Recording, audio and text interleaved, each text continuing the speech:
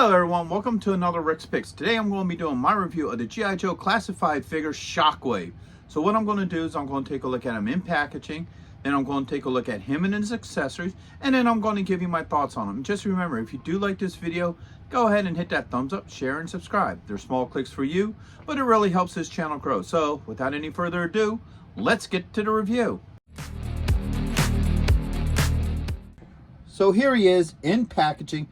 You know, he has the standard G.I. Joe packaging. So he has, you know, all his accessories up here. You get a picture of the figure, a little bit of art. You get the G.I. Joe classified logo, his name. Also it states here that he's a Joe, plus the blue star. You get Hasbro there. All right, spin him around this way. You get the same art from the front, the G.I. Joe logo, his number. Spin around this way. You get a look at some extra detailing on him. You get to look at the figure once again, all his accessories, his number, name, and his stats. And then under here you get your legal. Spinning around one more time. You get your barcode SKU here. Alright, the top you get the G.I. Joe classified logo.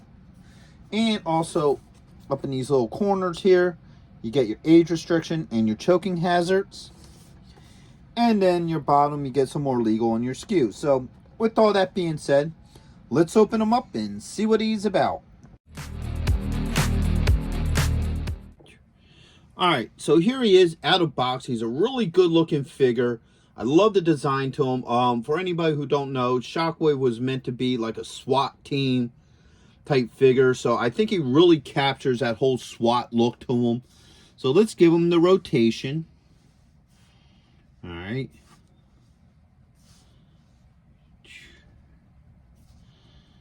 All right. So he's a good looking figure.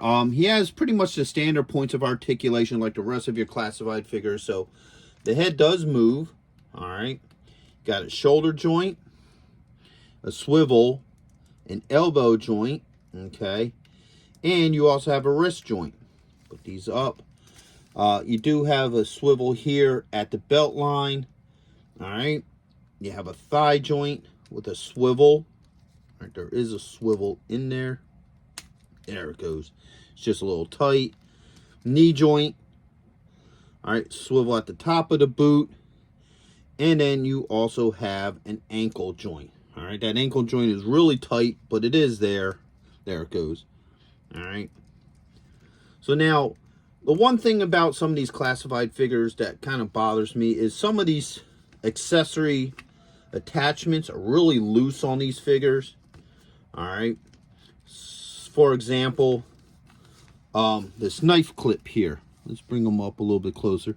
You know, this just slides down. It slides really easily. You know, so it's hard to keep in place, but still, it's a neat accessory. Sometimes, like these thigh holsters too, they usually fall down a lot. Like if you see on this side here, it swivels around a lot, but those aren't major things to me, but I do want to point that out, that those do that. So it's something you're aware of as a collector. Now, a concern here is if you look here, you see a really big gap here, you know, right at this swivel. That's a concern. I know with a few of the other classified figures, they tend to break here at this swivel. So, you know, I also noticed with Hawk that there was a really bad gap there too. So that might be something you want to be concerned about with this figure and just be aware of it. You know, these little gauntlet pieces want to slide around too. So, like I said, those are a couple of things to be aware of with this figure. All right, but other than that, I still think he's a pretty good looking figure, and I really do think he captures, for the most part, the look from the original G.I. Joe line. Okay, so let's look at his different accessories. So first off, he comes with a riot gear shield. All right, and it's kind of cool. Like if you look at this up close, you get all these little cobras with the little, you know, X through them, so that shows that he busted a couple of Cobra units. All right, so you spin this around, you got the arm piece here. All right, so his hand's meant to grip into that, This clips onto the forearm, so we'll see how well that works with him. Okay. Next up, he comes with a hat. All right. With the same urban camouflage style as the rest of them. That should just pop on just like that. Now he has more the look of the original American Hero line figure. Okay. He comes with a baton. Now, it came bent. All right. I'm sure that could be straightened out pretty easily. You know, wiggle, wobble it a little bit just to straighten it out. But it did come bent. That's a little bit of a disappointment. All right. He comes with this knife. All right. Comes with this odd shaped knife. I believe this is actually a fishing knife, if memory serves. You know, because usually the fishing knives has this little hook here. So if your line gets snagged, you can use that to tug on the line and cut your line. So that's an interesting choice of a weapon for him. All right. He comes with 2 Uzis. All right. Twin Uzis. So here's one of them. All right. And they come with clips. So the clip just pops right in here just like that. So now it clips. Now the guns do come with a hole here in the barrel. So if you want to add blast effects, you can do that as well. All right. This one's the same gig. All right. So now he has his twin Uzis. So why I got them here, let's see how well they work in his hands. All right. Man, it's tight. All right, cool. So those are in. All right. Put that foot down. All right, so. All right. So that one kind of fits okay. You know. All right. So no issues getting that one in. All right, I haven't pushed it all the way down to where you could get the trigger finger in there, but I'm sure that can probably pop in there pretty easily when you play with it for a minute. Matter of fact, well, there we go. All right, so as you see, bring them up closer. The trigger finger fits nicely in there. No issues. That gun went in pretty well, so I'm sure the other one will go in just as well.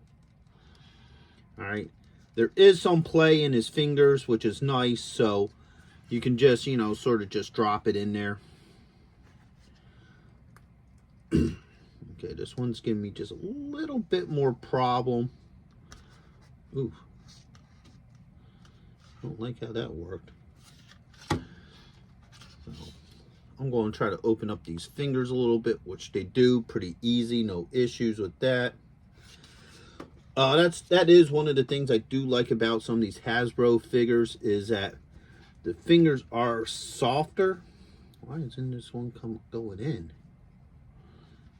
Ah, there it goes. Okay, I just had to get it over that little piece. So, as you see, both Uzis fit well in his hands. No issues with that. All right, they both have the little holster here on the side. But that just fits nicely into that. All right, so there's that one. Put this arm up. And then there's this one. So, as you see, they both fit in there really nice. No issues with that. All right. Next, we're going to do the fish hook dagger here. All right. Usually, if the guns fit in pretty well, the knives are going to fit in just as nice because they slide in a little bit easier than the guns.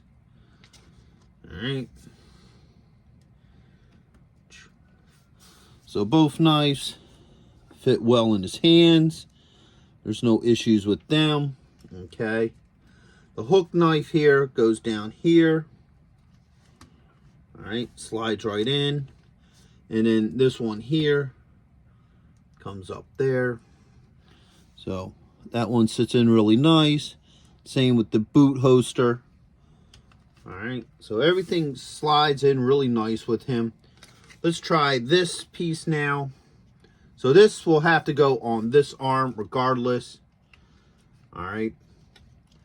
So first off, I'm going to try to hook his hand into it because it looks like the hand would be the hardest part to hook in. So I open up his fingers just a little bit. Maneuver that thumb around there. Okay. And then boom. All right. So the right shield hooks on really nice. All right, let's bring them up close. Looks like it belongs. Open up that arm. As you see, everything clips in just the way it should. I had no issues getting that on to him. And last but not least is his baton. Throw it into this hand here. All right. So the baton also fits in very well. I have no issues how that sits on him.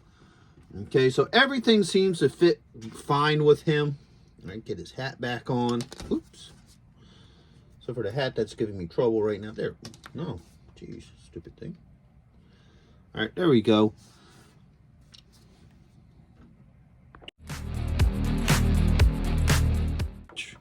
So overall, he's not a bad looking figure. I think he really captures the whole look of the original, you know, Shockwave from the original G.I. Joe American Hero line. They did give him a couple added things. So this riot shield was not part of the original figure. But I think it makes sense that he has it because, like I said, this figure pretty much represents a SWAT team, you know, unit. So overall, he looks great. All his accessories fit very well with them. The only concerns I have, once again, is these loose joints here at the swivel of the shoulder. You know, I'm afraid that that might break. So that would be a concern for any collector if you're going to pick him up. You know, be wary of that. Like I said, other figures I've seen collectors say that they broke. I've seen pictures of them breaking here, so be careful of that. This holster here kind of doesn't sit too well just because of the factor the shin guard kind of interferes with that, but that's just a minor issue. Overall, I think you look really good with the rest of your Joe figures. Definitely a great figure. I would recommend getting them. So with that being said, I hope you did like this video. If you did, go ahead and hit that thumbs up, share, and subscribe. They're small clicks for you, but it really helps this channel grow. So until the next one, late.